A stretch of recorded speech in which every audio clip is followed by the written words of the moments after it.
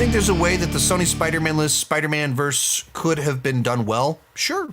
I mean, like right off the bat, you can just immediately say the movies weren't very good. So right there, is there a way it could have done well? Make good movies. It's kind of like right there, we're going to do better. Make better movies, people respond better to them. None of them are great. Even if you like the Venom movies, they're not great movies. And then at least half of them are flat out bad movies. Beyond that, don't make them the Spider-Man-less movies. Like, I think doing that immediately makes it seem cynical and stupid. So you can, whatever that looks like, but you have to find a way that Spider-Man is in that universe. And if you want to play, like he's a side character in these films, and it builds up to your Sinister Six movie where the villain is Spider-Man, or antagonist is Spider-Man, suddenly you have a really interesting team-up movie where Spider-Man, one of the most wholesome superheroes, is the antagonist because it's from the perspective of the villains. That's really interesting.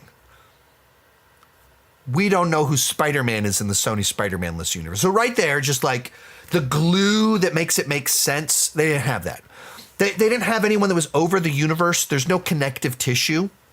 There's just Easter eggs. Maybe like Morbius goes, I am Venom. That's your connective tissue. That's all you got. Venom watches TV and Spider-Man appears on the television. That's all you got. So it's just like terrible connective tissue. So make them actually feel like they're in a shared universe. Have a visionary that's over the whole thing, that's tying it together and shepherding it and guiding it. You have to have Spider-Man in there in some fashion, but make him a side character until he's the antagonist of your Sinister Six movie. Suddenly that's interesting. Or Spider-Man versus the Sinister Six. And maybe he's not the antagonist, but all these characters you've been kind of rooting for, and you make the scenario where you pull them together and Spider-Man versus the Sinister Six, and you crescendo to something.